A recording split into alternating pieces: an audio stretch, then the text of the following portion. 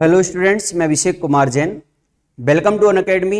आज हम हिंदी के एक नए चैप्टर के साथ में शुरुआत करेंगे, जो कि हमारा संचयन पुस्तक से तीसरे नंबर का चैप्टर है और संचयन का आखिरी नंबर का जो चैप्टर है, आज हम उसको प्रारंभ करेंगे।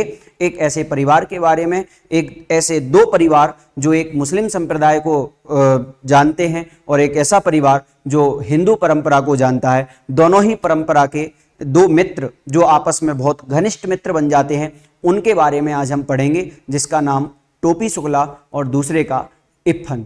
दोनों के बारे में आज हम थोड़ा सा जानकारी लेंगे और उनके पढ़ने के बाद में हमें उसमें क्या सीखने को मिला, ये चीज भी हम यहाँ पर देखेंगे। तो आइए चलते हैं नए चैप्टर के साथ में, संचयन का जो लास्ट चैप्टर है, जिसका नाम है टोपी शुक्ला।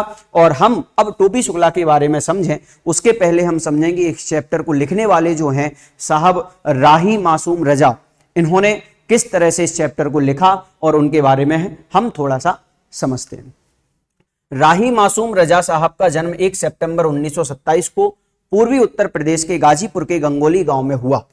उनकी प्रारंभिक शिक्षा गांव में ही हुई। अलीगढ़ यूनिवर्सिटी से उर्दू साहित्य में पीएचडी करने के बाद उन्होंने कुछ साल तक वहीं पर ही अध्यापन का कार्य किया, वहीं पर ही उन्होंने पढ़ाना स्टार्ट कर दिया। फिर वे मुंबई चले गए, जहां सैकड़ों फिल्मों की पटकथा, संवाद और गीत लिखे। प्रसिद्ध धारावाहिक महाभारत में भी इन्होंने पटकथा संवाद लेखन का काम किया, जिससे उन्हें इस क्षेत्र में सर्वाधिक ख्याति भी मिली। उनका नाम प्रसिद्धि भी सबसे ज्यादा हुआ जब उन्होंने महाभारत में पटकथा लिखी। राही मासूम रजा साहब एक ऐसे कवि कथाकार थे जिनके लिए भारतीयता, आदमियत का पर्याय रही। इनके पूरे लेखन में आम हिंदुस्तानी की पीड़ा, दुख दर्द, उसकी संघर्ष की क्षमता की अभिव्यक्ति है। राही ने जनता को बांटने वाली शक्तियों, राजनीतिक दलों, व्यक्तियों, संस्थाओं का खुला विरोध किया। उन्होंने संकीर्णताओं और अंधविश्वासों, धर्म और राजनीति के स्वार्थी गठजोड़ आदि को भी बेनकाब कर दिया। साहब राही मासूम रजा की जो प्रमुख कृतियां हैं, जिसका नाम है आधा गांव, टोपी शुक्ला, हिम्मत, जौनपुरी, कटरा बी आरजू, असंतोष के दिन, नीम का पेड़, ये सभी जो हैं हिंदी के उपन्यास हैं, हिंदी में लिखे गए नोवेल है। मोहब्बत के सिवा यह एक उर्दू का लिखा हुआ उपन्यास है। मैं एक फेरी वाला, यह एक कविता संग्रह है जिसमें उन्होंने पोइम्स लिखी हैं। नया साल, मौजे गुल मौजे सवा, रक्से में, अजनबी शहर, अजनबी रास्ते, सभी उर्दू में लिखी हुई कविता हैं। 1857 यह एक हिंदी और उर्दू दोनों ही भाषा का मिक्स महाकाव्य है। और छोटे आदमी की बड़ी कहानी, यह एक उनके ऊपर लिखी हुई जीवनी है। और उस जीवनी के बाद यहाँ पर बताया कि राही का निधन 15 मार्च 1992 को हुआ।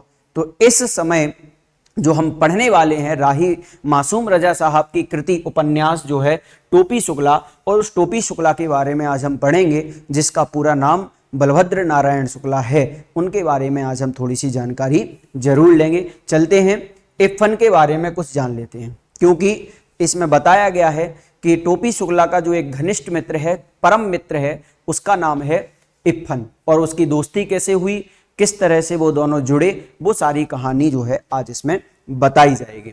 इप्फन के बारे में कुछ जान लेना इसलिए जरूरी है कि इप्फन टोपी का पहला दोस्त है। पहला प्रश्न इसमें बना लीजिए कि टोपी का पहला दोस्त जो है वो कौन था? इप्फन था। इप्फन को टोपी ने सदा इप्फन कहा। इप्फन ने इसका बुरा भी माना, परंतु वह इप्फन पुकारने पर बोलता रहा। इसी बोलते रहने में उसकी बढ़ाई थी। यह नामों का चक्कर भी अजीब होता है।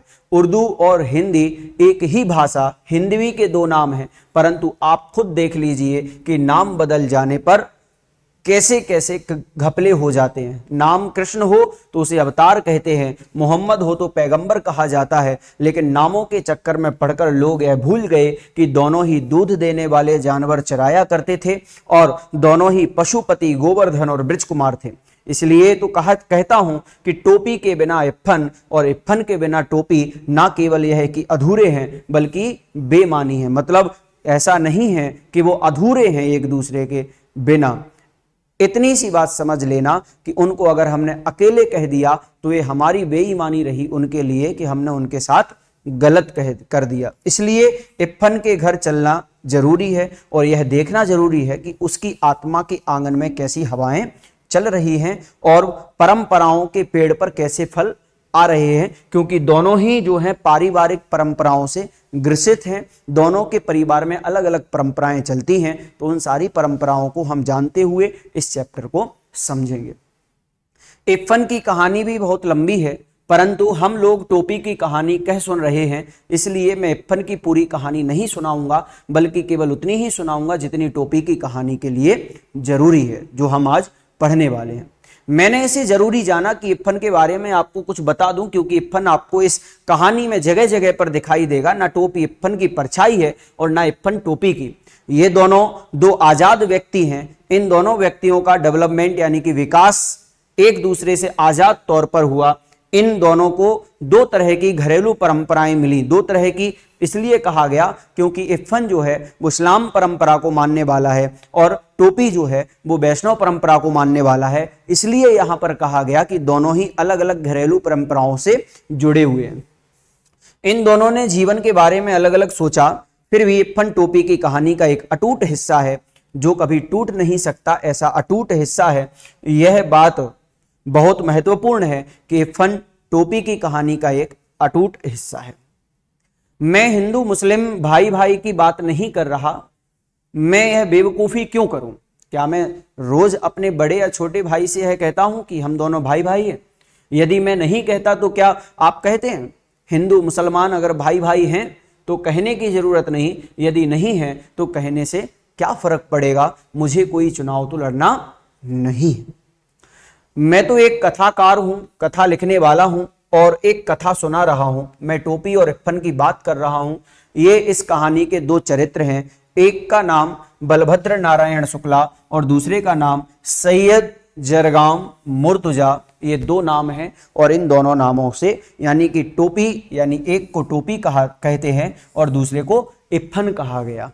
यानी इप्फन किसको कहा गया? सैयद जरगाम मुर्तजा के लिए। और टोपी किसे कहा गया? बलभद्र नारायण शुक्ला। याद रखना, दोनों के नाम आप लोगों को परीक्षा में काम आएंगे। इप्फन के दादा और परदादा बहुत प्रसिद्ध मौलवी थे। काफिरों के देश में पैदा हुए, काफिरों के देश में मरे, परंतु वसीयत करके मरे कि लाश करबला ले जाई जाए। करबला एक मुस्लिम संप्रदाय, इस्लाम संप्रदाय का एक पवित्र स्थान है जहां पर उन्हें ले जाया जाए। उनकी आत्मा ने इस देश में एक सांस तक नहीं ली। उस खानदान में जो पहला हिंदुस्तानी बच्चा पैदा हुआ वह बढ़कर इप्फन का बाप हुआ। मतलब कहा जा सकता है कि जब उनके दादा का देहावसान हो गया तो पूरा परिवार वहां से कहाँ आ गया? हिंदुस्तान आ गया और हिंदुस्तान लखनऊ में रहने लगा। लखनऊ का में जो जन्म पहले हुआ उस परिवार में, उसका नाम जो है इप्फन के पिता जो हैं सैयद मुर्तजा हुसैन। सैयद मुर्तजा हुसैन यानी इप्फन के पिता सैयद मुर्तजा हुसैन मरे तो उन्होंने यह वसीयत नहीं की कि उनकी लाश करबला ले जाई जाए। यानी उनका जो जन्म हुआ किसका? सैयद मुर्तजा हुसैन का, वो लखनऊ में हुआ, भारत की सरजमी पर हुआ। और जब उनका देहावसान हो गया किसका? सैयद मुर्तजा हुसैन का, तो उन्होंने ये वसीयत में नहीं लिखा कि उनकी भी लाश को कहां ले जाया जाए, ऐसा कुछ भी उन्होंने नहीं लिखा। वह एक हिंदुस्तानी कब्रिस्तान में दफन किए गए। इप्फन की परदादी भी बड़ी नमाजी बीवी थी। उनको सभी बीवी के नाम से ही बुलाया करते थे। करबला, नजफ, खुरसान, काजमेन और जाने कहां की यात्रा कराई थी, परंतु जब कोई घर से जाने लगता तो वह दरवाजे पर पानी का एक घड़ा रखती और मांस का सदका यानी कि एक टोटका होता है, उस टोटके को वो जहां मतलब जरूर उतरवाती हैं, जिससे कि किसी की कोई बाहर से आया हुआ है उसको अगर किसी की नजर लगी हो तो वो उतर जाए। इस तरह से जो इस्लाम परंपरा में जो है एक ऐसा टोटका कराया जाता है। इप्फन की दादी भी नमाज रोजे की पाबंद थी, परंतु जब इकलौते बेटे को चेचक निकला, मतलब इप्फन के पापा को और उस दादी के बेटे को चेचक यानी कि माता निकली, तो उन्होंने चारपाई के पास एक टांग पर खड़ी हो गई और बोली कि माता मोरे बच्चे को माफ कर दियो। पूरब की रहने वाली थी, 9 या 10 वर्ष की थी जब ब्याह कर यानी शादी होने के बाद लखनऊ आई, परंतु जब तक जिंदा रही पूर्वी बोलती रही। पूर्वी का मतलब यहाँ पर यह है कि वो जिस क्षेत्र में रहने वाली थी उस क्षेत्र की भाषा को बोलने वाली भी बनी रही, वो पूर्वी भाषा को ही बोलती थी। लखनऊ की उर्दू ससुराली थी, वह तो मायके की भाषा को गले लगाए रही, क्योंकि इस भाषा के सिवा इधर उधर कोई ऐसा नहीं था जो उनके दिल की बात समझता। जब बेटे की शादी के दिन आए तो गाने बजाने के लिए उनका दिल फड़का, परंतु मौलवी के घर गाना बजाना भला कैसे हो सकता था। मतलब कहा जाता है कि इस्लाम परंपरा में जो मौलवी होते हैं उनके घर पर इस तरह का अगर गाना बजाना होगा तो वो हो सकता है उनके परिवार के खिलाफ होगा, इसलिए मौलवी की पत्नी होने के कारण से उनके घर पर कोई भी नाच गाना नहीं हुआ जब उनके खुद के बेटे का विवाह हुआ। फिर आगे कहते हैं, बेचारी दिल महसूस करके रह गई, लेकिन जब इफ़न की छठी का मतलब यहां पर यह है कि जब इफ़न का जन्म हुआ और जन्म होने के बाद जो छठा दिन था, उस छठवें दिन पर जो स्नान पूजन हुई उस पर वो जी भर करके उन्होंने जश्न मनाया, मतलब जी भर के नाचा। बात यह थी कि इफ़न अपने दादा के मरने के बाद पैदा हुआ था। मर्दों और औरतों के इस फर्क को ध्यान में रखना जरूरी है, क्योंकि इस बात को ध्यान में रखें बगैर इफ़न की आत्मा का नाक नक्शा यानी कि रूप रंग जो है समझ में नहीं आता है, नहीं आ सकता है। तो यहां तक इसलिए उन्होंने यह कहा। अब आगे चलते हैं। उन्होंने कहा कि इफ़न की दादी किसी मौलवी की बेटी नहीं थी, बल्कि एक जमींदार की बेटी थी। दूध घी खाती हुई आई थी, परंतु लखनऊ आकर वह उस दही के लिए तरस गई जो घी पिलाई हुई काली हांडियों में आसामियों के घर से आया करता था। बस मायके जाती तो लपड़ सपड़ भी जी भर के खा लेती, लखनऊ आते ही उन्हें फिर मौलविन बन जाना पड़ता था। जैसे ही वो अपने मायके जाती तो वहां पर कुछ भी खाने की उन्हें आज़ादी थी, वहां पर कोई किसी को रोक टोक नहीं था, लेकिन जैसे ही वो अपनी ससुराल आती तो वापस से फिर वो मौलविन यानी कि जो मौलवी की पत्नी वह जिस तरह से रहती है उस तरह से वो बन जाती। अपने मियाँ से उन्हें यही तो एक शिकायत थी कि वक्त देखे ना मौका, बस मौलवी ही बने रहते थे। ससुराल में उनकी आत्मा सदा बेचैन रही। जब मरने लगी तो बेटे ने पूछ लिया अचानक ही कि लाश करबला जाएगी या नजफ, तो बिगड़ गई।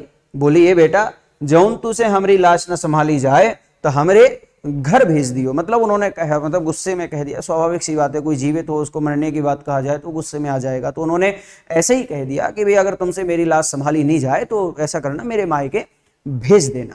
मौत सिर पर थी, इसलिए उन्हें यह याद नहीं रह गया कि अब घर कहाँ है। घर वाले कराची में हैं और घर कस्टोडियन यानी कि वहाँ की फौज के कस्टडी में है, और मरते वक्त किसी को ऐसी छोटी छोटी बातें भला कैसे याद रह जाती। उस वक्त तो मनुष्य अपने सबसे ज्यादा खूबसूरत सपने देखता है। ऐसा किसने कहा ये बात? जब बिल्कुल मरण होने ही वाला है, मरने वाला हो, उसके पहले जो एक पल होता है, क्षण होता है, उस समय मनुष्य अपने सबसे ज्यादा खूबसूरत सपने को देखता है। ऐसा कथाकार जो हैं मासूम रजा साहब, वो उनका ख्याल है, क्योंकि वे अभी तक मरे नहीं है, ऐसा इसलिए वो सोचते हैं। इफ़न की दादी को भी अपना घर याद आया। उस घर का नाम कच्ची हवेली था। कच्ची हवेली इसलिए क्योंकि वो मिट्टी से बनी हुई थी और उन्हें दशहरी आम का वह बीजू पेड़ जो उन्होंने ही आंगन में लगाया हुआ था और उन्होंने अपने हाथों से लगाया था, जो उन्हीं की तरह बूढ़ा हो चुका था। ऐसी ही छोटी छोटी और मीठी मीठी बेशुमार चीजें याद आईं। वह इन चीजों को छोड़कर भला करबला या नजफ कैसे जा सकती थी। वह बनारस के फातमेन में दफन की गई, क्योंकि मुर्तजा हुसैन की पोस्टिंग उन दिनों वहीं पर थी। मुर्तजा हुसैन जो हैं इफ़न के पापा हैं, और इफ़न के पापा की जो पोस्टिंग है, क्योंकि वो कलेक्टर हैं और कलेक्टर होने के नाते उनकी पोस्टिंग बनारस में हुई, और बनारस में ही उनका पूरा परिवार रहता था, और वहीं पर उनका मरण हुआ उनकी दादी का, इफ़न की दादी का, तो उनके लिए भी वहीं पर दफन किया गया। इफ़न स्कूल गया हुआ था। नौकर ने आकर खबर दी कि बीवी का देहांत हो गया। इफ़न की दादी बीवी कही जाती थी। मैंने पहले ही आपको बता दिया कि उनकी दादी के लिए सभी लोग बीवी नाम से बुलाते थे। इफ़न तब चौथे में पढ़ता था और टोपी से उसकी मुलाकात भी हो चुकी थी। यानी उस समय जब ये 4th स्टैंडर्ड में थे तो दोनों आपस में एक बहुत अच्छे मित्र बन चुके थे, वो आपस में मिल चुके थे। इफ़न को अपनी दादी से बड़ा प्यार था। प्यार तो उसे अपने अव्वू, अपनी अम्मी, अपनी बाजी और छोटी बहन नुजहत से भी था, परंतु दादी से वह जरा ज्यादा ही प्यार करता था। अम्मी तो कभी कभार डांट मार लिया करती थी, बाजी का भी यही हाल था। अब्बू भी कभी कभार घर को कचहरी यानी कि घर को ही वो न्यायालय समझ लेते थे, समझकर फैसला सुनाने लगते थे।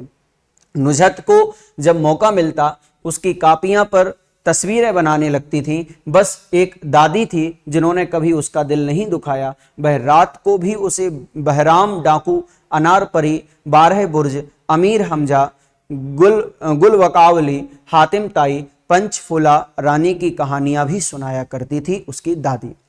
सोता है संसार जागता है पाक परवरदिगार, आंखों की देखी नहीं कहती कानों की सुनी कहती हूं कि एक मुल्क में एक बादशाह रहा। यानी कि वो जो कहानी सुनाती थी तो वो ऐसे नहीं कहती थी कि हमने ये चीज सुनी है, वो बोलती कि हमने अपनी आंखों से इस चीज को देखा है।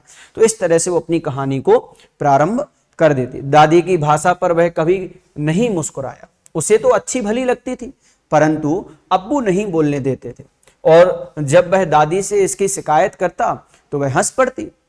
मोरा काहे बेटा अनपढ़ गवारन की बोली, तू काहे को बोल रहे हो, तू अपने अब्बा ही की बोली बोलो। बात खत्म हो जाती और कहानी शुरू हो जाती। मतलब कहने का यह है कि उसके पिता के लिए वो पूर्वी भाषा में बोले इफ्फन ये अच्छा नहीं लगता था, और वो दादी से शिकायत करता है तो दादी उसको वापस में यही समझाती है कि मेरी भाषा तो पूर्वी है, मैं तो बूढ़ी हो गई हूँ, मेरे से तो कोई बात नहीं, अनपढ़ गवार हैं।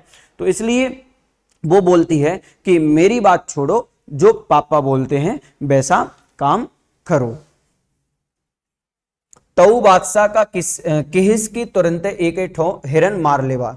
मतलब वो कहानी में ही उस भाषा को लेकर के वो बादशाह गया और वो एक हिरन को मारने के लिए जंगल में चला गया। इस तरह से वो अपनी कहानी को आगे करती है और यही बोली टोपी के दिल में उतर गई थी। इफ्फन की दादी उसे अपनी माँ की पार्टी की दिखाई दी। मतलब कहने का यह है, अब ध्यान से सुनना कि इफ्फन और टोपी में क्या घनिष्ठता है, क्यों कारण रहा।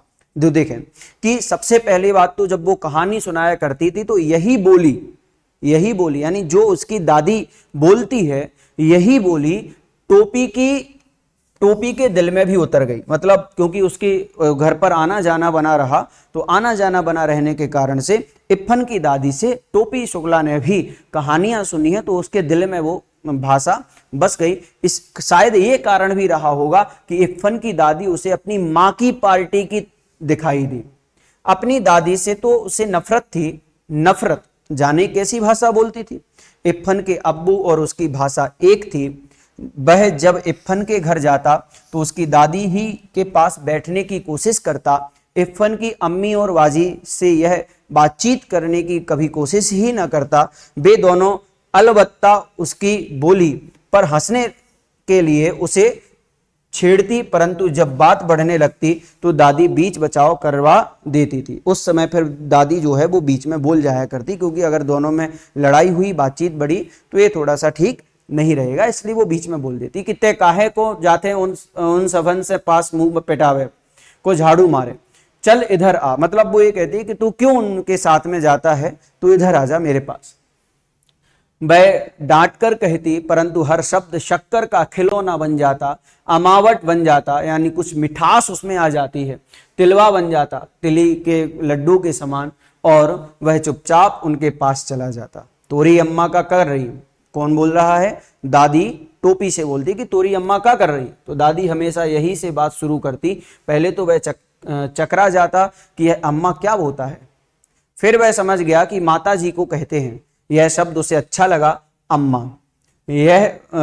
वह इस शब्द को गुड़ की डली की तरह चुभलाता रहा, अम्मा, अब्बू, बाजी। फिर एक दिन गजब हो गया। डॉक्टर भृगु नारायण शुक्ला नीले तेल वाले के घर में भी 20वीं सदी प्रवेश कर चुकी थी। यानी खाना मेज कुर्सी पर होता था, लगती थी तो थालियां ही थी, परंतु चौके पर नहीं, मेज पर। क्योंकि पहले क्या होता था कि 19वीं सदी में जो है नीचे पर चौका लगाया जाता था, फिर बैठ कर के खाना खाया जाता था। लेकिन 20वीं सदी जैसे उनके घर पर प्रवेश हुई तो वहां पर भी उन्हें कहाँ मेज पर ही खाना खाना पड़ा। उस दिन ऐसा हुआ कि बैगन का भुर्ता उसे जरा ज्यादा अच्छा लगा। राम दुलारी खाना परोस रही थी, यानी राम दुलारी जो है वो टोपी शुक्ला की मम्मी है, माँ है। अम्मी जरा बैगन का भुर्ता। अम्मी आश्चर्य वाली, अब थोड़ा सा चकरा गए सबकी, भाई हमारे घर में अम्मी बोलने वाला कौन है, वैष्णव संप्रदाय का घर है, अम्मी नहीं बोला जाता है, हुआ हो सकता। तो उसके साथ में उन्होंने अम्मी जैसे ही बोला तो मेज पर जितने भी हाथ थे सब रुक गए। जो खाना, कोई खाना खा रहा है, कोई खाना उठा रहा है, कोई पानी पी रहा है, कोई चम्मच उठा रहा है, कुछ भी, तो वो उनके हाथ अचानक से रुक गए और जितनी भी आंखें थी वो सब टोपी के चेहरे पर जम गई। अम्मी, यह शब्द इस घर में कैसे आया? अम्मी, परंपराओं की दीवार डोलने लगी, ये लफ्ज तुमने कहां सीखा? सुभद्रा देवी ने सवाल किया, जो उसकी दादी का नाम है। लफ्ज, टोपी ने आंखें मिचकाई, लफ्ज का होता है मां, ये अम्मी कहना तुमको किसने सिखाया? दादी गर्जी, ये हम इफ्फन से सीखा। उसका पूरा नाम क्या है? ये हम ना जानते। मतलब टोपी शुक्ला ने, मैं नहीं जानता हूं। ते कौने मियाँ के लइका से दोस्ती कर ले बायरे। राम दुलारी की आत्मा गनगना गई। बहू, तुमसे कितनी बार कहूं कि मेरे सामने गवारों की यह जबान ना बोला करो। सुभद्रा देवी राम दुलारी पर बरस गई, क्योंकि राम दुलारी जो है वो भी पूर्वी भाषा बोलती थी। लड़ाई का मोर्चा बदल गया। दूसरी लड़ाई के दिन थे, इसलिए जब डॉक्टर भृगु नारायण नीले तेल वाले को यह पता चला कि टोपी ने कलेक्टर साहब के लड़के से दोस्ती गांठ ली है, तो वह अपना गुस्सा पी गए और तीसरे ही दिन कपड़े और शक्कर के परमिट ले आए। क्योंकि कलेक्टर के बेटे से दोस्ती हो गई तो सब थोड़ा सा उन्हें भी स्वार्थ आ गया। परंतु उस दिन टोपी की बड़ी दुर्गति बनी। सुभद्रा देवी तो उसी वक्त खाने की मेज से उठ गई और राम दुलारी ने टोपी को फिर बहुत मारा। तो फिर जई ओकरा घरे, तो फिर तू फिर जाना उसके घर। हाँ, अरे तोरा हाँ मैं लुगारा आगे माटी में लाऊं। मतलब कहने का यह है कि वो गुस्से में पूर्वी भाषा में जो है बोल रही है कि तेरे हाँ में लकड़ी लगे, आग लगे, इस तरह से। राम दुलारी मारते मारते थक गई, लेकिन टोपी ने यह नहीं कहा कि वह इफ्फन के घर नहीं जाएगा। मुन्नी बाबू और भैरव उसकी कुटाई का तमाशा देख रहे थे। मुन्नी बाबू और भैरव जो हैं वो टोपी शुक्ला के दो भाई हैं। उन दो भाई जो हैं वो उनको देख रहे हैं, अब वो कुटाई करते हुए देख रहे हैं। हम एक दिन एक और रहीम कबाबची की दुकान पर कबाबो खाते देखा रहा। मुन्नी बाबू ने टुकड़ा लगाया। कबाब, देखो समझना, मुन्नी बाबू जो उसका भाई है वो भी क्या कहता है कि मैंने भी इसे एक रहीम कबाबची के यहां पर कबाब खाते हुए देखा। मतलब थोड़ी सी घी में आग में थोड़ा और घी डाल दिया। राम राम राम। राम दुलारी घिन्ना के 2 कदम पीछे हट गई। टोपी मुन्नी की तरफ देखने लगा, क्योंकि असलियत यह थी कि टोपी ने मुन्नी बाबू को कबाब खाते देख लिया था और मुन्नी बाबू ने उसे एक इकन्नी रिश्वत की दी थी। टोपी को यह मालूम था, परंतु वह चुगलखोर नहीं था। उसने अब तक मुन्नी बाबू की कोई बात इफ्फन के सिवा किसी और को नहीं बताई थी। तू हमें कबाब खाते देख रही हो?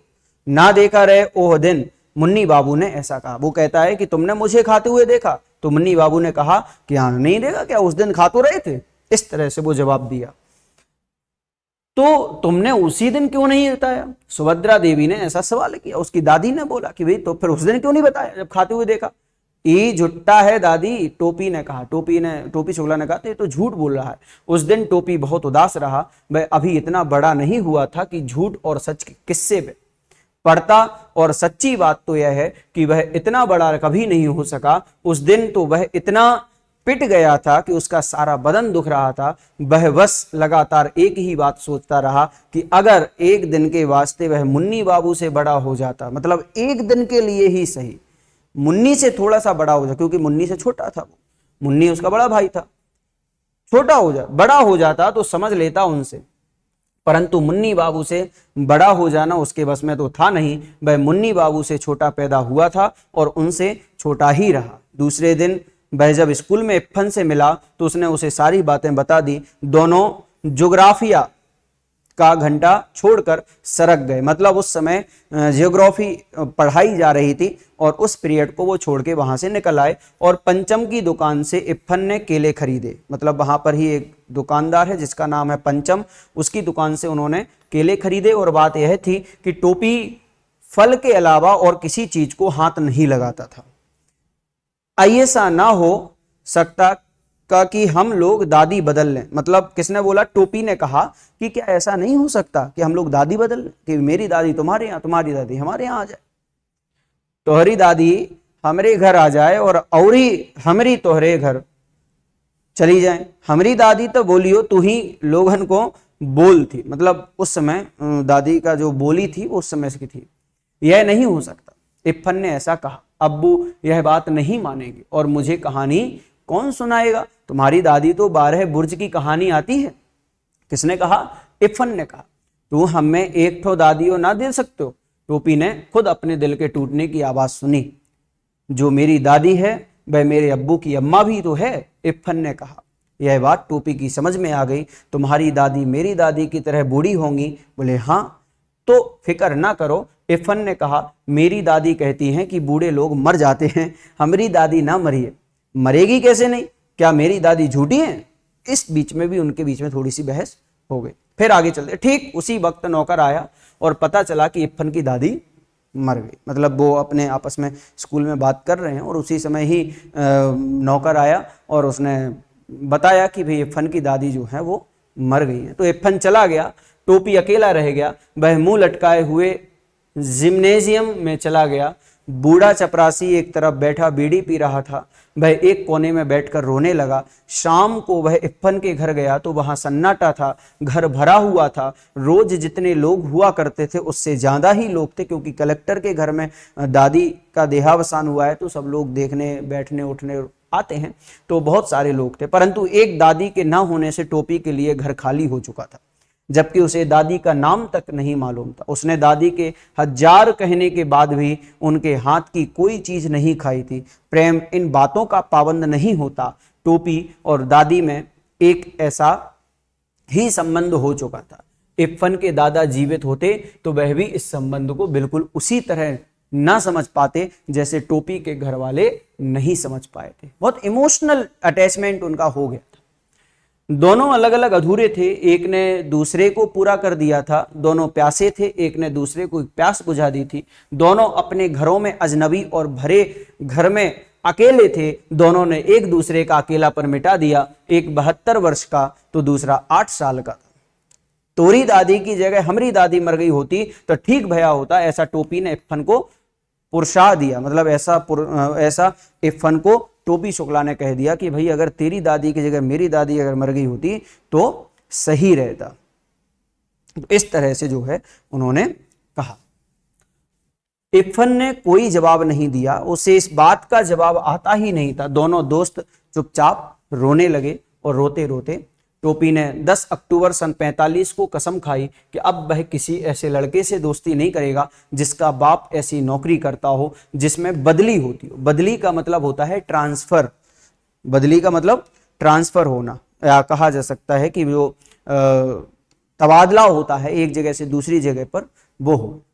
10 अक्टूबर सन 45 को यूं तो कोई महत्व नहीं, परंतु टोपी के आत्म इतिहास में, मतलब टोपी की जीवनी में इस तारीख का बहुत महत्व है, क्योंकि इसी तारीख को इफ्फन के पिता बदली पर मुरादाबाद चले गए थे। मतलब अभी जो बनारस में जो पोस्टिंग थी उससे जब दादी का देहावसान हुआ तो उसके कुछ समय बाद में वो वहां से तबादलित होने गए, स्थानांतरित होने के बाद में वो मुरादाबाद चले गए थे और मुरादाबाद में ही रहने लगे। और इफ्फन की दादी के मरने के थोड़े ही दिनों बाद यह तबादला हुआ। मतलब जब दादी मरी तो उसके कुछ दिन बाद में ही हुआ। इसलिए टोपी और अकेला हो गया, क्योंकि दूसरे कलेक्टर ठाकुर हरिनाम सिंह के 3 लड़कों में से कोई उसका दोस्त नहीं बन सका। डब्बू बहुत छोटा था, बीलू बहुत बड़ा था और गुड्डू था तो बराबर का, परंतु केवल अंग्रेजी बोलता था। और यह बात भी थी कि उन तीनों को इसका एहसास था कि वे कलेक्टर के बेटे हैं। एहसास होने का मतलब यह होता है कि उसको यह अंदाजा था, अनुभूति थी कि भाई ये तो जो है कलेक्टर का लड़का है, तो थोड़ा सा उसमें भी घमंड आ गया, घमंड से बोलने लगे। तो कलेक्टर के बेटे होने का उन्हें एहसास भी था। किसी ने टोपी को मुंह नहीं लगाया, मतलब उन तीनों ने टोपी शुक्ला को जो है कुछ भी नहीं कहा। इस तरह से आगे कहा कि माली और चपरासी तो टोपी को पहले से पहचानते थे, इसलिए वह बंगले में चला गया। बीलू, गुड्डू और डब्बू उस समय क्रिकेट खेल रहे थे। डब्बू ने हिट किया, गेंद सीधी टोपी के मुंह पर आई। उसने घबरा कर हाथ उठाया, गेंद उसके हाथों में आ गई, मतलब कि उसने कैच कर लिया। किसने? टोपी शुक्ला ने, और वो वहां पर अक्सर आया जाया करता था, इसलिए वहां के माली और चपरासी जो उसको पहचानते थे उसको अंदर आने दिया। और वो क्रिकेट खेलते हुए वहां से जब उसने हिट किया, जब बैट से मारा, तो वो उसके सामने आए तो उसने कैच कर लिया। हाउस दैट, किसने कहा? जो खेल रहे हैं। हेड माली अंपायर था, उसने उंगली उठा दी। वह बेचारा केवल यह समझ सका कि अब हाउस दैट का शोर हो तो उसे उंगली उठा देनी चाहिए। किसने समझ लिया? वो माली जो अंपायर बना हुआ था। हु आर यू, किसने कहा? डब्बू ने किया। बलभद्र नारायण, टोपी ने जवाब दिया। हु इज योर फादर, यह सवाल गुड्डू ने किया। उसका आंसर देते हुए कहा कि भृगु नारायण।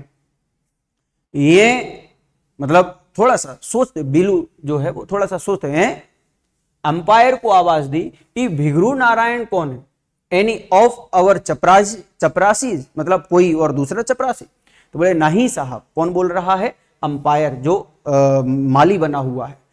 शहर के मशहूर दागदर यानी कि डॉक्टर, यू मीन डॉक्टर? डब्बू ने ऐसा सवाल किया। यस, हेड माली को इतनी अंग्रेजी आ गई थी। बट ही लुक्स क्लजमी, भीलू बोला। ये टोपी अकड़ गया, तनी जवनिया संभाल के बोलो, एक लफड़ में नाचे लगे हो। मतलब अब टोपी को थोड़ी सी तो इंग्लिश आती ही होगी, साथ में रहता था, तो उसने भी दोबारा थोड़ा सा उसमें जबान संभाल करके बोलो, उसने ऐसा अपनी भाषा में कहा। हो यू, भीलू ने हाथ चला दिया। टोपी लुढ़क गया, फिर वह गालियां बकता हुआ उठा, परंतु हेड माली बीच में आ गया और डब्बू ने अपने अल्सेशियन को सुस्कार दिया, मतलब जो उसका थोड़ा सा गुस्सा था उसको थोड़ा सा शांत किया। पेट में 7 सुइयां भुकी तो टोपी के होश ठिकाने आए और फिर उसने कलेक्टर साहब के बंगले का रुख नहीं किया, मतलब बाद में वो नहीं गए। परंतु प्रश्न यह खड़ा हो गया कि फिर आखिर वह करे क्या? घर में ले देकर बूढ़ी नौकरानी सीता थी जो उसका दुख दर्द समझती थी, तो वह उसी के पल्लू में चला गया और सीता की छाया में जाने के बाद उसकी आत्मा भी छोटी हो गई। सीता को घर के सभी छोटे बड़े डांट लिया करते थे, टोपी को भी घर के सभी छोटे बड़े डांट लिया करते थे, इसलिए दोनों एक दूसरे से प्यार करने लगे।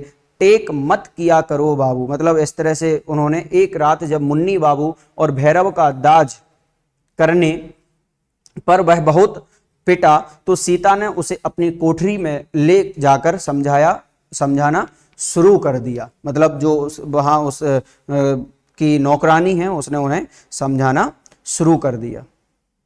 और यहाँ जो दाज का मतलब है बराबरी, बराबरी का मतलब है कि जब दोनों में ये होने लगा कि भाई मैं तेरे बराबर हूं तो मेरे बराबर है, इस तरह का जो है बहस उसमें होने लग गई थी। बात यह हुई कि जाड़ों के दिन थे, मतलब ठंडियों का समय था। मुन्नी बाबू के लिए कोट नया कपड़ा आएगा, कोट का एक नया मतलब ब्लेजर नया सिलवाने के लिए कपड़ा आया और भैरव के लिए भी नया कोट बना। टोपी को मुन्नी बाबू का कोट मिला, मतलब जो टोपी शुक्ला है उसके लिए मुन्नी बाबू का मिला, क्योंकि वो बड़ा था और उसका जो कोट था वो पुराना छोटा हो गया था, तो उसने टोपी शुक्ला को दे दिया। कोट बिल्कुल नया था, मुन्नी बाबू को पसंद नहीं आया, फिर भी बना तो था उन्हीं के लिए, मुन्नी के लिए था तो उतरा हुआ, किसी और के लिए बनाया गया, लेकिन कोई और पहन रहा है। टोपी ने वह कोट उसी वक्त दूसरी नौकरानी केतकी के बेटे को दे दिया, मतलब उनके घर पर जो नौकरानी थी सीता के अलावा केतकी, तो केतकी का बेटा जो है वो उसी के बराबर होगा, तो उसको दे दिया। वह खुश हो गया, नौकरानी के बच्चे को दे दी। जाने वाली चीज वापस तो ली नहीं जा सकती, इसलिए तय हुआ कि टोपी जाड़ा खाए। मतलब उस समय टोपी के लिए यही पनिशमेंट दे दी कि अब इस साल उसके लिए कुछ भी ठंडियों में नहीं बनेगा, वो अब जाड़ा यानी ठंडियों में हम जाड़ा ओड़ा ना खाएंगे, भात खाएंगे। टोपी ने इस तरह, टोपी भी समझदार था, उसने कहा मैं ठंडे वंडे नहीं खाऊंगा, मैं तो भात यानी कि चावल खाऊंगा।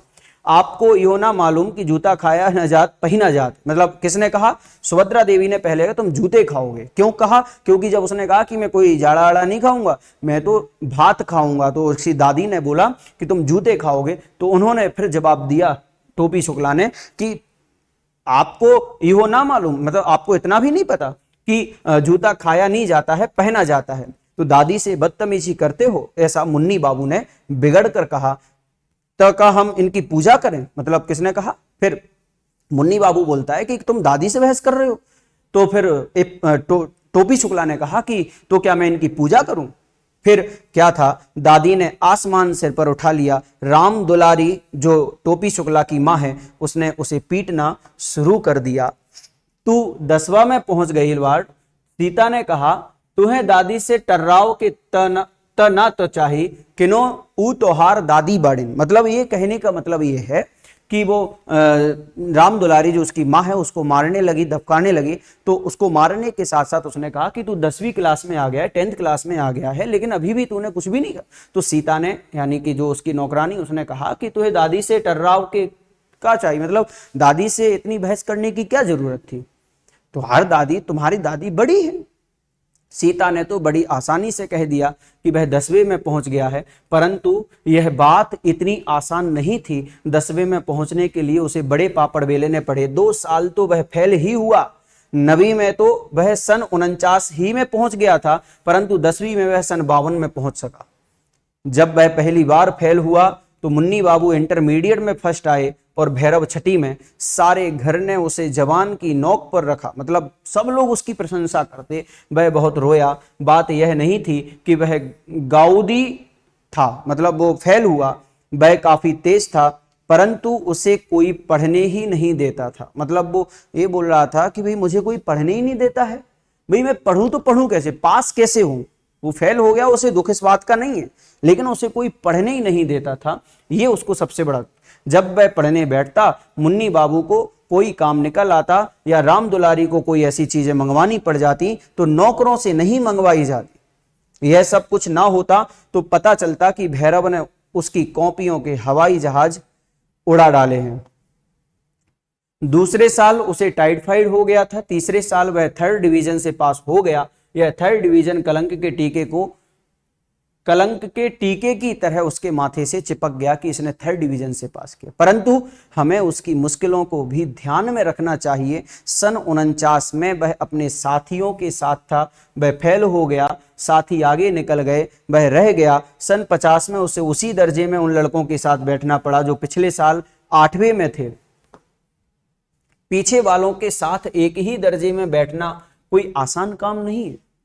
उसके दोस्त 10वीं में थे, वह उन्हीं से मिलता, उन्हीं के साथ खेलता। अपने साथ हो जाने वालों में से किसी के साथ उसकी दोस्ती न हो सकी। वह जब भी क्लास में बैठता उसे अपना बैठना अजीब लगता। उस पर सितम यह था कि कमजोर लड़कों को मास्टर जी समझाते तो उसकी मिसाल देते कि भाई इसे देख लीजिए, क्या मतलब है, शाम अवतार या मोहम्मद अली, बलभद्र की तरह इसी दर्जे में टिके रहना चाहते हो क्या।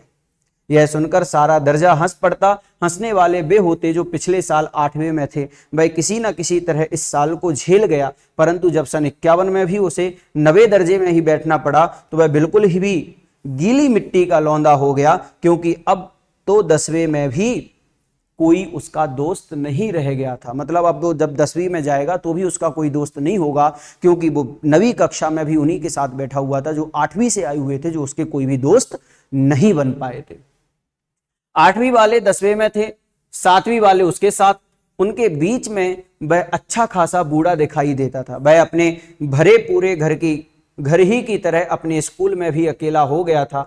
मास्टरों ने उसका नोटिस लेना बिल्कुल ही छोड़ दिया था। कोई सवाल किया जाता तो जवाब देने के लिए वह भी हाथ उठाता तो कोई मास्टर उससे जवाब ना पूछता, परंतु जब उसका हाथ उठता ही रहा तो एक दिन अंग्रेजी साहित्य यानी इंग्लिश लिटरेचर के मास्टर साहब ने कहा कि 3 बरस से यही किताब पढ़ रहे हो, तुम्हें तो सारे जवाब जवानी याद हो गए होंगे। इन लड़कों को अगले साल हाई स्कूल का इम्तिहान देना है, तुमसे पर साल पूछ लेंगे। मतलब वो उस समय भी उसका मजाक बनाते, उसके टीचर मजाक बनाते हुए कहते हैं कि तुम तो पिछले 3 साल से यही किताब पढ़ रहे हो, तुम्हें तो सब याद होगा, बाकी को पढ़ने दो, क्योंकि इन्हें अगले साल 10वीं कक्षा पास करनी है, तुम तो इसी में ही रहोगे तो फिर से पूछ लेंगे। इस तरह से वो ताने देता है। टोपी इतना शर्माया कि उसके काले रंग पर लाली दौड़ गई, और जब तमाम बच्चे खिलखिलाकर हंस पड़े तो वह बिल्कुल मर गया। जब वह पहली बार 9वीं में आया था तो वह भी इन्हीं बच्चों के तरह बिल्कुल बच्चा ही था। फिर उसी दिन अब्दुल वहीद ने रिजेस में वह तीर मारा कि टोपी बिल्कुल बिलबिला उठा। वहीद क्लास का सबसे तेज लड़का था, मतलब अब्दुल वहीद नाम का जो लड़का है वो उसी क्लास में पढ़ता था। उसने कुछ ऐसा बोला जिससे कि वो उसे तीर जैसा लगा और वो बिल्कुल बिलबिला उठा।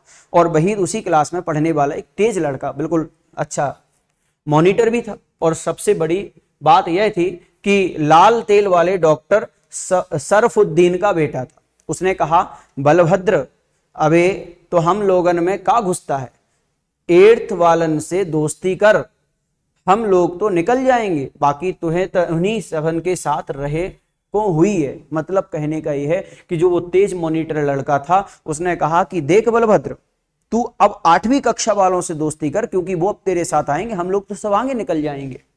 यह बात टोपी के दिल के आर पार हो गई और उसने कसम खाई कि टाइफाइड हो या टाइफाइड का बाप, उसे पास होना है। परंतु बीच में चुनाव आ गए। डॉक्टर भृगु नारायण नीले तेल वाले खड़े हो गए, मतलब उसके पिताजी जो हैं वो चुनाव में खड़े हो गए। अब जिस घर में कोई चुनाव के लिए खड़ा हो तो उसमें कोई भी पढ़ लिख भी नहीं सकता है, उसमें किसी ने कोई पढ़ाई नहीं कर पाई।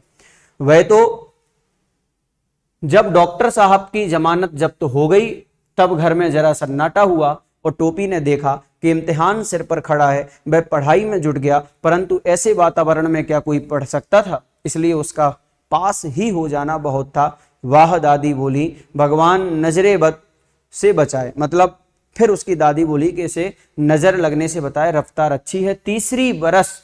तीसरे दर्जे में पास हो गया, मतलब उसी दर्जे में पास हो गए। मतलब उसने, दादी ने इस तरह से उसको नजरे बद कहा और उन्हें दुआई दी कि भाई इस वर्ष तो ये क्या है, पास हो ही जाएगा। इस तरह से इस चैप्टर में आप लोगों को भृगु नारायण शर्मा यानी कि उसके टोपी शुक्ला के बारे में और साथ ही जो है इप्फन के बारे में आप लोगों को पता चला। दोनों एक अलग अलग परंपरा को वहन करने वाले हैं और दोनों के बीच में एक घनिष्ठता है, मित्रता है, और दोनों बहुत अच्छे मित्र होने के साथ साथ एक अच्छे हमदर्द भी रहे। तो हम सभी भी इस चैप्टर से कुछ ना कुछ बात सीखें और अपने जीवन में उतारने का प्रयास करें। आइएगा एनसीईआरटी की तरफ चलते हैं जो हमारे लिए इसी किताब में दी हुई हैं और हम सभी उस प्रश्नोत्तर को एक साथ पढ़ेंगे। चलिएगा, पहला प्रश्न जो है कि इप्फन टोपी शुक्ला की कहानी का महत्वपूर्ण हिस्सा किस तरह से है, क्या कारण है कि वो उसका महत्वपूर्ण हिस्सा बना। उत्तर है, इप्फन और टोपी शुक्ला अलग अलग मजहब के होते हुए भी एक दूसरे से प्रेम रूपी अटूट बंधन में बंधे हुए थे। टोपी की जिम्मेदारी पहल इप्फन के साथ ही हुई। इप्फन के बिना टोपी शुक्ला की कहानी को समझना या समझा भी नहीं जा सकता है। अतः इस तरह इप्फन टोपी शुक्ला की कहानी का महत्वपूर्ण हिस्सा है। दूसरा प्रश्न है कि इप्फन की दादी अपने पीहर क्यों जाना चाहती थी। पीहर का मतलब होता है मायका। पीहर का मतलब क्या है, मायका, यानी माँ के घर जहां पर उनका जन्म हुआ, तो वहां क्यों जाना चाहती थी। इप्फन की दादी जमींदारों के परिवार से आई थी, इसलिए वहां पर किसी भी चीज की कोई भी कमी नहीं थी, परंतु उनका विवाह मौलवी के साथ होने के कारण उन्हें पाबंदी में रहना पड़ता था। भाई किसी के घर अगर कुछ नहीं होता है तो उन्हें भी पाबंद रहना पड़ता था। उन्हें पीहर का घी, दूध, कच्ची हवेली और वहां की स्वतंत्रता याद आती रहती थी, इसलिए इप्फन की दादी अपने पीहर जाना चाहती थी। इसके बाद तीसरा प्रश्न है कि इप्फन की दादी अपने बेटे की शादी में गाने बजाने की इच्छा पूरी क्यों नहीं कर पाई। मतलब इप्फन की दादी ने अपनी मन की इच्छा पूरी क्यों नहीं की कि वो गाना बजाना कर सके अपने खुद के बेटे की शादी में। इप्फन की दादी का परिवार मौलवी का परिवार होने के कारण वहां गाने बजाने की मनाही थी, इसलिए इप्फन की दादी ने अपने बेटे की शादी में गाना बजाना नहीं कर पाया, इसलिए उसकी इच्छा पूरी नहीं हो पाई। अम्मी शब्द पर टोपी के घर वालों की क्या प्रतिक्रिया हुई। जैसे ही टोपी शुक्ला अपने घर गया इप्फन के घर के बाद में, तो वहां पर उसके मुंह से अचानक अम्मी शब्द निकला। तो कहा कि अम्मी शब्द सुनते ही टोपी के घर वाले सकते की स्थिति में आ गए। उन्हें लगने लगा कि जैसे उनकी परंपरा और संस्कृति की दीवारें डोलने लगी हों। उन्हें लगा उनका बेटा या बेटे की बुरी संगति में फंस गया है, उनका बेटा जो है किसी बुरी संगति में फंस गया है। टोपी के सच बताए जाने पर घर में उसकी खूब पिटाई भी हुई। यह उसकी प्रतिक्रिया रही उनके परिवार की।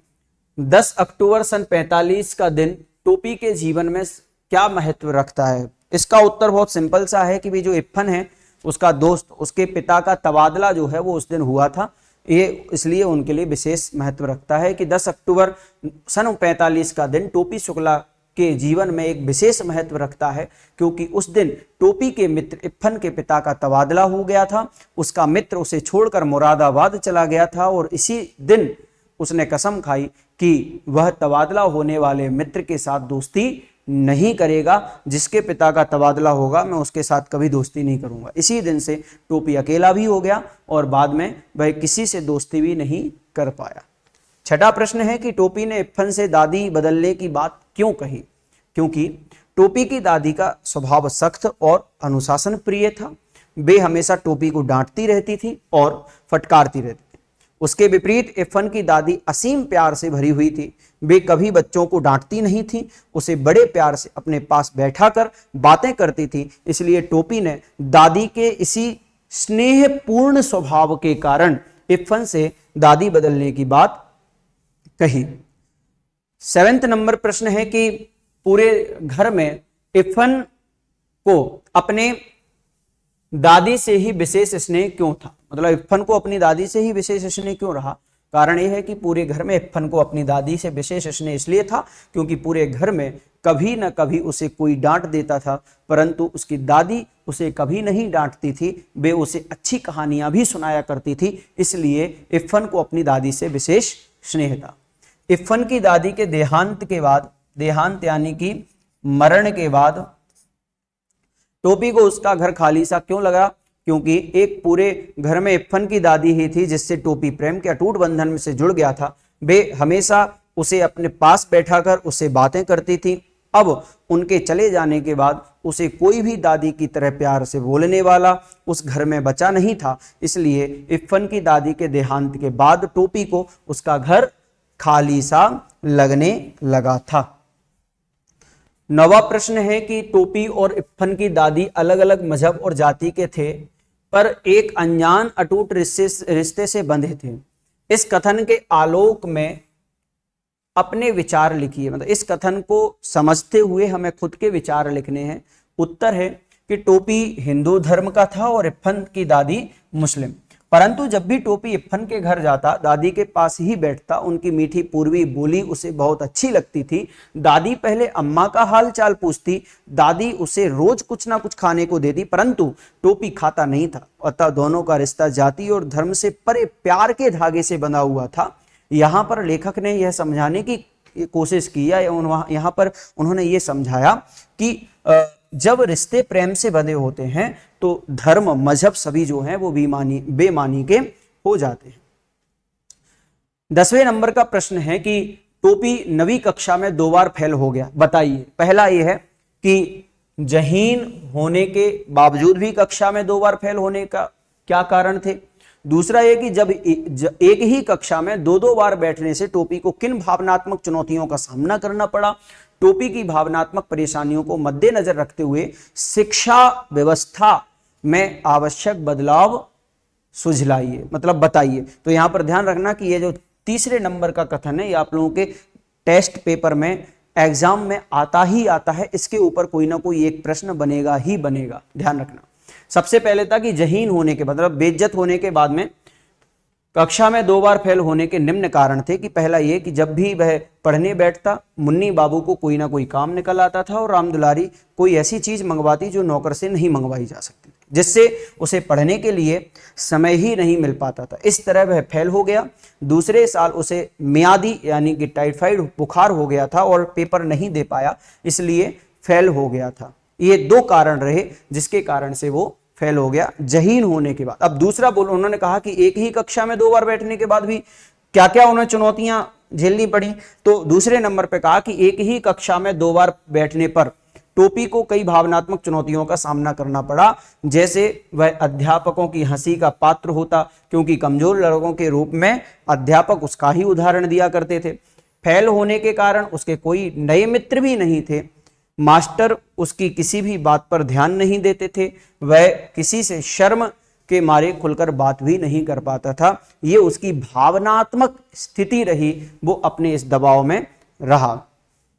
बच्चे फेल होने पर भावनात्मक रूप से आहत होते हैं और मानसिक रूप से परेशान रहते हैं, वे शर्म महसूस करते हैं। इसके लिए विद्यार्थी के पुस्तकीय ज्ञान को ही न परखा जाए बल्कि उसके अनुभव और अन्य कार्यकुशलता को भी देखकर उसे प्रोत्साहित किया जाना चाहिए और उसके लिए शिक्षा व्यवस्था में बदलाव भी किया जा सकता है। ऐसे बच्चों के लिए वैकल्पिक शिक्षा की व्यवस्था की जाए, यानी कि उसके लिए कोई ऑप्शन दिया जाए।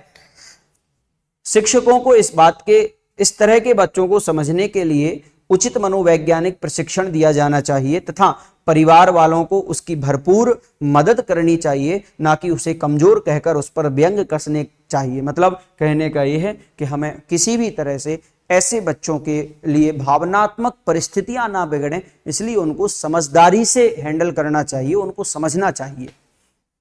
अंतिम प्रश्न है कि इरफान की दादी के मायके का घर कस्टोडियन में क्यों चला गया था। कस्टोडियन अर्थात सरकारी कब्जा होना, मतलब वो सरकार ने उसके ऊपर कब्जा कर लिया था। दादी के पीहर वाले विभाजन के समय, मतलब जब पाकिस्तान और भारत का विभाजन हुआ तो पाकिस्तान में रहने लगे, तो भारत में उनके घर की देखभाल करने वाला कोई भी नहीं था। इससे घर पर उनका मालिकाना हक भी नहीं रहा, इसलिए वह घर सरकारी कब्जे में चला गया था। मतलब यह है कि जब पाकिस्तान का विभाजन हुआ तो उस समय उनके घर वाले जो हैं वो पाकिस्तान चले गए थे और जो भारत में उनका घर था उसका मालिकाना हक उनके ऊपर नहीं रहा, क्योंकि अब उस घर का जो मुखिया है वो ही दूसरे राष्ट्र में रहने लगा हो, तो वो पूरा वीरान हो गया था और इसलिए उसको कस्टोडियन में रखा गया था।